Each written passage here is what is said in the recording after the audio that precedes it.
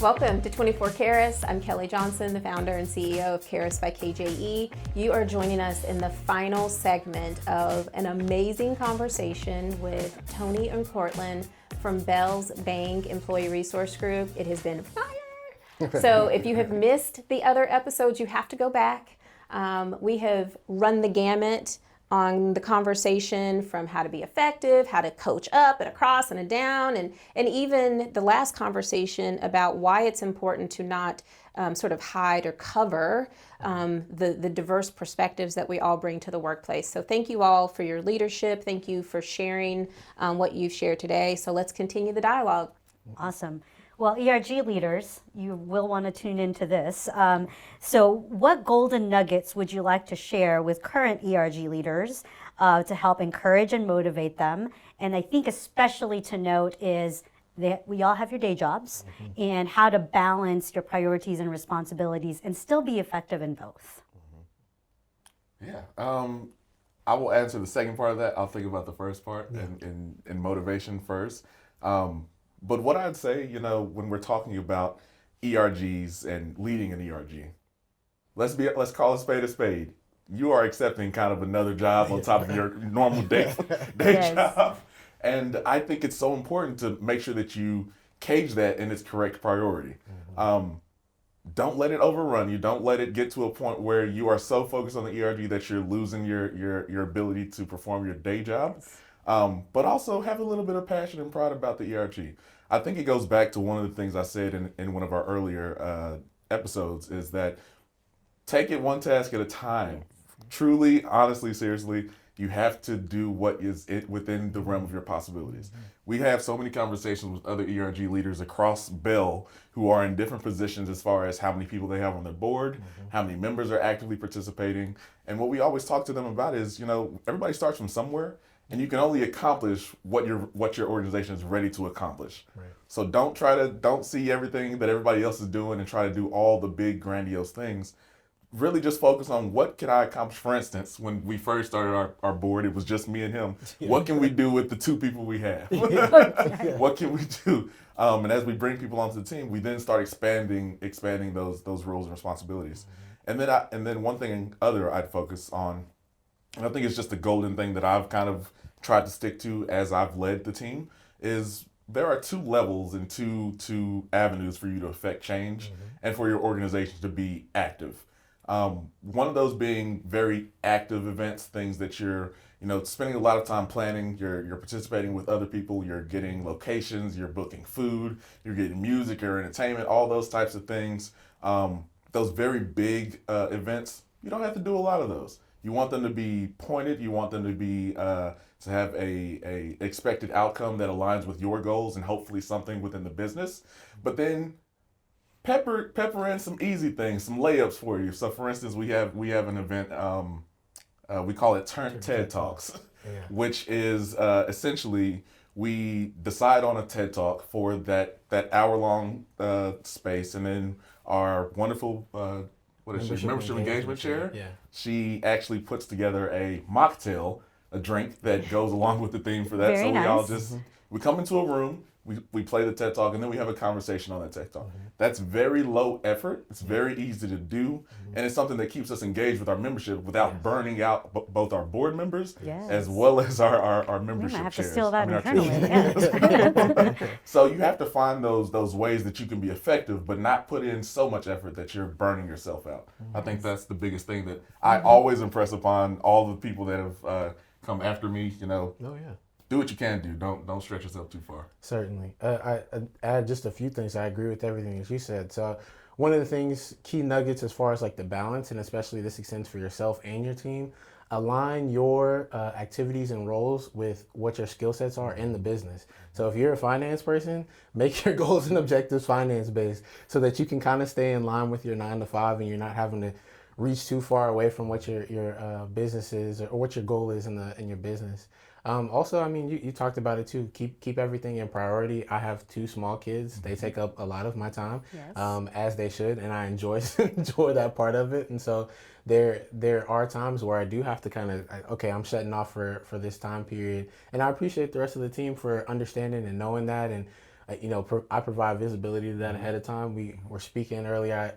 My son was born last year in that was almost 2 years ago now, 2021. But during that time period, I'm letting him know ahead of time, hey, I'm going to be gone for this amount of time. I will not be reachable. What can I do to plan and prep ahead of time so that you can be best prepared and so that I'm not leaving you high and dry, but then also you're understanding, knowing that, okay, I'm going to have to shoulder a little bit more of it during that time when I'm gone. And then just as far as keeping going, I think one thing I like to remind people is take credit for the small wins. Even if you haven't solved like diversity at your company, if you just like gained one new board member, like throw yourself a small 1 minute party and just celebrate that. Because 15 minutes. 15-minute party for the new board member, because I think if you don't make it fun, the work can be so demanding and draining in and of itself that you really have to like, I met a new person and they agreed to come to this event today, and I'm excited about that, and I will look for that person at this event. Or like I had a conversation with an executive and it was very positive and they're interested now in what we're doing. They may not even be coming, they may not even, sign up for your mailing list or whatever that is, but just that conversation with somebody who may have a little bit more influence is a small win that you gotta stack those up, because you can get lost in it a little quickly if you don't step back and look at all those tiny moments. So That's really good. Yeah, I love all that. Yeah. I think as ERG leaders too, like the balancing and the prioritizing what's contributing, and I love what you said too about if you're a working parent, you actually have 3 jobs, right? Like, so you're navigating and juggling all these things. But I think the common thing for ERG leaders is you sign up for this because you're passionate, right? You're passionate about what you believe in or the cause or what you can do for the organization and helping others. And so it's channeling that passion and putting a little bit of structure so that you're not you're trying to do too many things and trying to boil the ocean. So appreciate your perspectives on that. Any other thoughts, questions? No, I'm just taking it all in. I mean, I think that, balance, balance is important, but it's difficult. And I think sometimes we think balance means I do everything all at the same level of intensity. But what I'm hearing you all say is that, balance as an ERG leader can look like, Tuesday's going to be a high parent focused day, right? Wednesday, we're prepping for the event, the ERG event. Thursday, I've got this big project meeting for the department that I'm a part of. And so, but if you look across the entire week, you've been able to kind of level things out in terms of the different hats that you wear. What do you have, Cortland? I actually had another example of something I've had to do, and I think is important for ERGs to give themselves the grace to do. As a leader, especially if you're a leader of a team that's doing all of this ERG and work, your team is doing a lot of running around, they're getting a lot of things done. Give yourself the grace to say no and take a break. yes, I have personally told my team, hey, y'all been working real hard this year. I see it in your faces. I've been watching you. You're getting tired. You're getting burned out. This month, we're not doing nothing. Yeah. Don't worry about it. We're not doing anything. I won't call you into a meeting. Relax. Don't even think about this. We'll run it back in 2 months. Yeah. I think sometimes we get it in our head that, we've got all these expectations that we built up for ourselves, rightly so. We want to get things done. But this goes again to the situational leadership. Yeah. You have to be okay with pivoting and making the best call for your team to make sure that you ensure not just how well they're doing their job, but their mental stability, so that they're not going crazy over these many different things they have in their lives. I love what you said about pivoting, because if you're a very structured person like me, I'm very structured. I'm like, I like to have a plan, right? And this is what we're gonna do, and here's the milestones, and kind of tick that off. And it can feel like I'm a failure if I did not accomplish all the things. But I think pausing and saying, well, is this still relevant? How is the team doing? I think is very important for mental health as well, to be able to stay in that space. You talked about boards, used the term boards. I think for those of you that are not familiar, that's really your subcommittees, right, within the teams. How has that formation been? Because you had talked about you two started it and you were the only ones for a while. Like, I think the other thing I hear a lot from ERG leaders is I can't get anyone to commit to like a board or a subcommittee type of role, like they're in charge of communications or whatever it is, right? So how have you successfully done that? Being intentional about pursuing people's initial interest. So if you find yourself having a conversation with someone and they say like, hey, yeah, I see you guys are doing things, you know, I'd be interested in learning more about that. Pursue that adamantly. Quickly. Well, you want to be a chair? Yeah. Want to be a coach? I mean, yeah, we've had varying levels of that where we've had somebody reach out to us and say like, hey, we want to be involved, and we instantly like, yeah, here's all the responsibility of this. You have to have an awareness of that person, and we're speaking about the person who's now co-chair, Kendra Porter. She jumped in early, like her third month of being with the company. No. I was like, oh, not maybe weeks. second week. Oh, It was wow. weeks. Third week. It was like being third here. week of being with Bill. Yeah, Nice. she joined around Black History Month time, and then saw some things that we were doing and was like, hey, I want to be involved, and we were like, great, here's some responsibilities for you to do. But for some folks, it starts with just like, hey, can you make a flyer for the next event? And then they make a flyer and you're like, wow, this is great. Can you make the flyer for the next one? Or maybe you could have some input on what build people up into that position. And then I'll go back to what I said earlier as far as look for folks. If you have a need, if you have a communications need, you need somebody to be in charge of that, go talk to your communications people in your job. Go talk to those folks and see if there's anybody who's even paying attention to what you're doing or who can even help you. I think you have to allow people the space to be like part-time participants sometimes first before they can commit to full-time as well.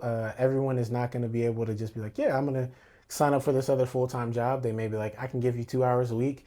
And in that situation, I think it also helps to have a cadence, which you've done a really good job of setting up a cadence for our team and our board so that the expectations are clear. When you're signing up to make flyers or when you're signing up to be a part of community service, you know that, hey, I need to attend this meeting this week.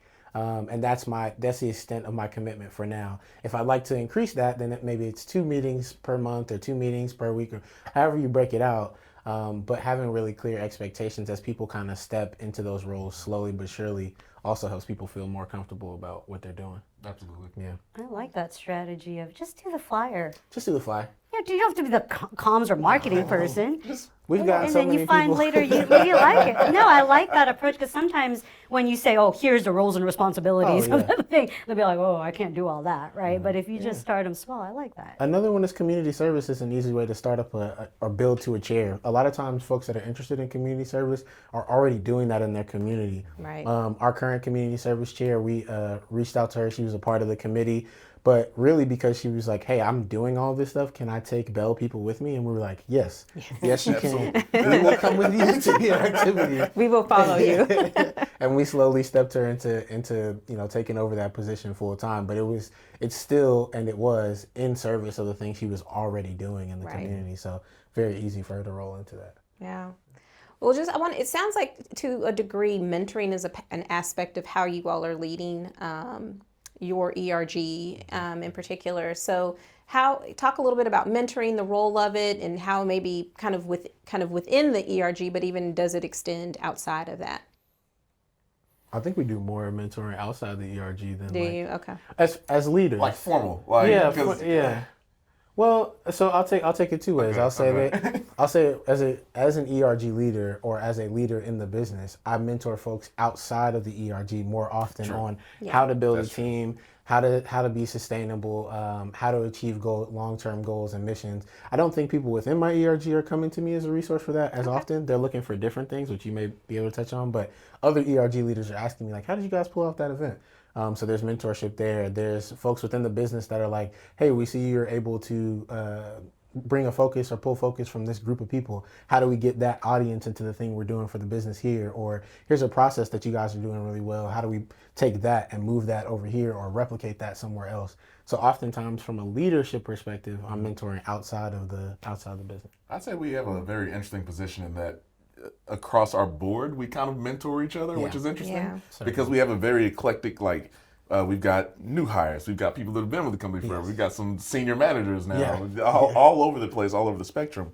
And so we bring different perspectives to each other's, problems. And I think one thing that's worked out really well for us is the degree of closeness that we've been able to foster on the board has allowed us to have a lot more intentional conversations when we're amongst each other, both career-wise and with what we're trying to do going forward with the organization. I've been mentored by my board members on different career decisions I was trying to make, but also outside of that, I think we do a good job of bringing people that can provide mentorship to our members. So, for instance, when we're having our general body meetings and we invite people from the organization, our EVPs, our vice presidents, to come and talk to us about certain topics, that's also a time where they're able to mentor a big group of us, on questions and concerns that we have from our varying levels of membership. So I think that's one of the things that we do really good at. We do that as well. And mentor in that way. But like you said, I'm doing a lot of mentorship outside of Bang, actually. It's kind of funny. It's kind of interesting. interesting. It is an interesting part. Yeah. And I think, it's part of my mentoring experience too, personally. Like I have personal mentors and then professional mentors, but I try to diversify too.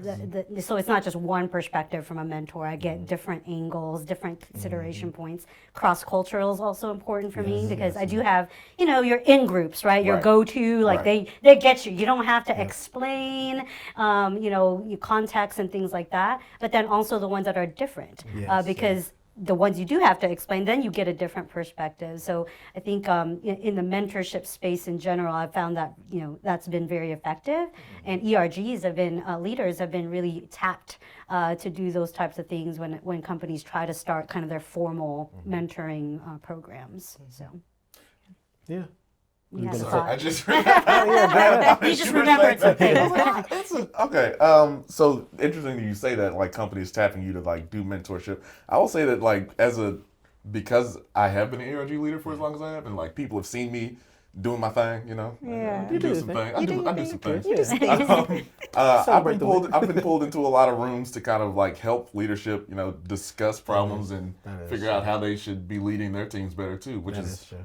interesting because what my role is an individual contributor. I'm not a leader technically in the organization, but they've seen me and they've seen the skills that I've exhibited, and that's given me an interesting opportunity to kind of do that mentorship, even mentoring up, which has been very interesting. Yes. Yeah. So, I was gonna say we also do as we try to build out for new hires and build new programs. There's been opportunities where we've been tapped to be mentors to there's a Tuskegee University mentorship program. There's an LDP, you were an I'm an LDP. leadership development program that exists, and you've been LDP mentor. So that I think there is a reputation that we'll be able to help guide and steer people just by virtue of the leadership that we've done in being an ERG leader. So. And I think I'm glad you all brought up how much of an impact you're having around mentoring. It's larger than what I think I even realized, but I do think it's critical that you just said you're in an individual contributor role, right? Are you too? Yes, yeah. Both of you are in individual contributor roles. Both of you are not in a kind of a VP executive level position, and yet I know it's coming. It's coming. It's coming. I mean, you're doing the things to be developed for that, right? And so, but you're also giving back at the same time, which I think is just incredible. It just speaks to how you both model servant leadership. But sometimes we hear people ask us about mentoring all the time, or how do I get a mentor? How do I get someone to sponsor? You all are mentoring and sponsoring, and you're not in executive roles yet. Yes. And so I feel like it takes away that excuse from people who are on the fence or on the sideline of, I don't know what I can do. You can do a lot. Just follow the Tony and Cortland playbook. And so I think I hope that this is really empowering other people to say, wow, I can make an impact. I can make a difference. This has just been a phenomenal series. I cannot believe we have to close it out already. Thank you both for what you're doing. Thank you for being a part of 24 Karas. We've really enjoyed having you on here.